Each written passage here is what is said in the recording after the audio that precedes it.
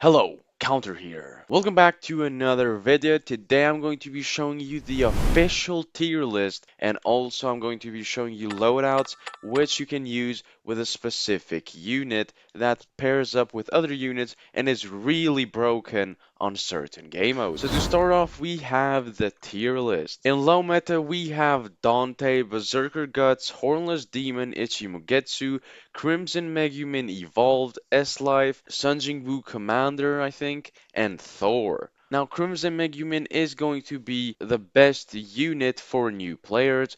Dante's Sword Mode isn't really the best. Berserker Guts you're only going to be using for Lacerated. Getsu isn't really that good, but is tradable. Thor is a pretty good slow, but is unfortunately out of the meta. Submeta, we have Itadori, Chozo, Aroma, Bomb Girl, S-Life, Dorgon, Igris, Ichi Instinct Lord, Primera Evolved, Bardock, Evo, Power Evo, Roshu, Tatsumaki, and Blue Drago. Now, Itadori is really good for bosses, Chozo is very good for lacerated, Aroma is going to be really good for shield breaking, Bomb Girl is going to be a good pair unit with power, but we'll get into that later. Life, I don't really know much about her. Dargon is a really good full AoE that gets you a lot of cash and is good for beginners. Igris is just, I guess, mid damage. Itchy Instinct Lord is going to be good for crits and is full AoE. Primera is going to be a really good shield breaker and damage. Bardock is going to be a good infinite unit,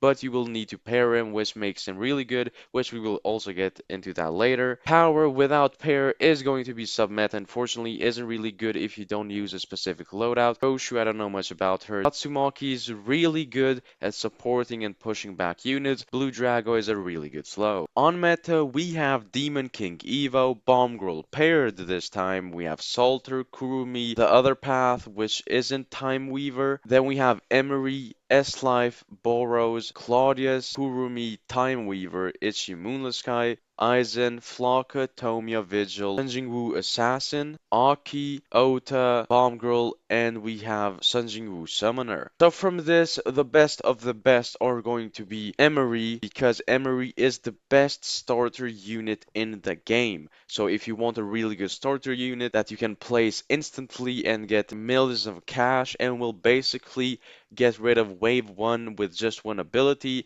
Emery is definitely the way to go. And for starters, Aku is going to be really good since he is obtainable in the Halloween banner and is pretty easy to get. The best buff over here should be Ota. The most highest DPS unit is going to be Aizen, but he's extremely expensive. If you want to balance cash and damage, Demon King Evo is going to be the best. Bomb Girl paired is one of the newest units and is going to be really good with the artifact that gives 2x bullets. Flock is really good for MOTD, and then both Sunjin Boos are pretty good. Summoner is insanely good at MOTD, and Assassin is just good in general. And Unleashed, to be honest, is out of meta, so I wouldn't even go for him if you're trying to play raids. And then on the final, we have high meta. On here, the best unit is still Ulquiorra, Claudia's Bride Path, NG Evo, Flocka paired, Dio, Power paired, Rimuru, KCR, Black Primordial paired, Murdoch paired, Nokia White Haze, Ante Gun Mode, Ray Drago, and Golden Drago. Now, why is Ulquiorra the best is because actually Ulquiorra is the unit that is most balanced in everything, so you can use him for everything. Rimuru does have the highest damage in game, including cost per damage, but keep in mind she is really hard to get at 300 souls in a normal game mode, and also costs a lot. Dio is going to be meta for the Halloween event, so make sure to have him and trade for him. Power paired is going to be really good. I already have a showcase on that showing on screen right now. Denji doesn't even have to be paired, which makes him the best Evo that you can get right now, and also you will get him afterwards. Nokia is going to be the second best starter placement in the game. Emery, if you didn't know, is limited, so if you actually want a good starter placement, it's going to be Rukia, and she is insanely good. And then we have the most obvious buffs, and Dante with Reaper is going to be really good. So yeah, basically this is the tier list. So for Rezi, you will need Saber Denji or Chozo or Hero of Hell passive or Nero. She will be really good at slowing. The other passive is going to be for power. You will need Denji, Evo, and Aki, which gives her more puddles, which basically gives her even more damage. For Benimaru, you will need Tanjiro and Nero. Basically, it will stun, slow, and knockback, which is insanely good. For Diablo, you will need Rimuru or Ulquiorra, which gives him Agony and Despair at the same time, and also an insane amount of DPS. But keep in mind, Despair can only be applied once, and Diablo's Despair gets applied after it's below 50%.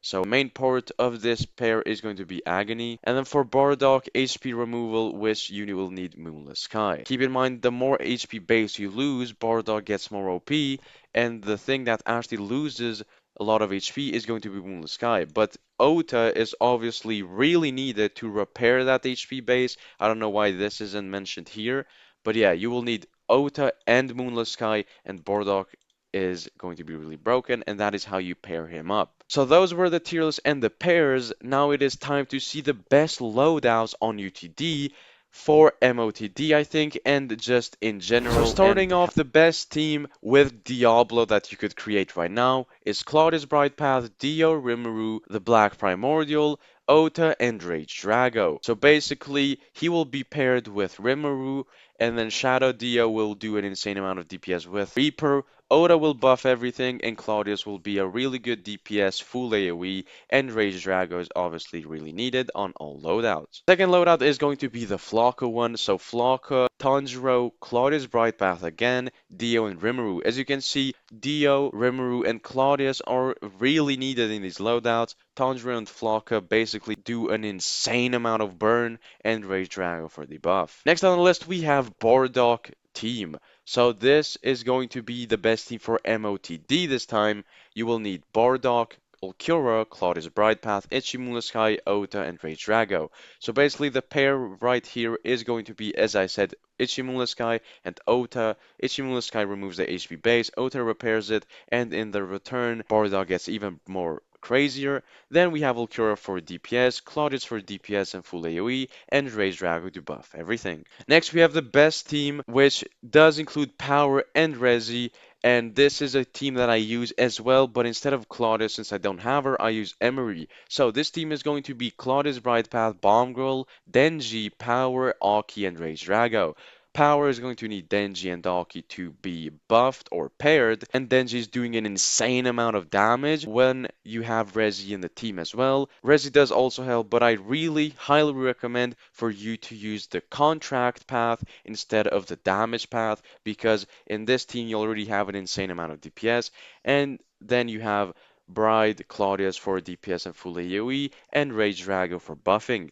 Now I use Emery instead of Claudius because with this team it is really expensive. I don't really know how much you can use Claudius in early game, but I know with Emery I can solo basically every single game mode besides I think Halloween Raid with that team that I use. Basically the same team, just instead of Claudius I put Emery. So yeah, this was the teams and the tier list and all of the pair units explained. If you have any questions, please let me know down below in the comments. I really want to know what you guys think of this tier list. I personally think that this is a really good tier list. If you enjoyed this video, please don't forget to like and subscribe, and I'll see ya in the next one.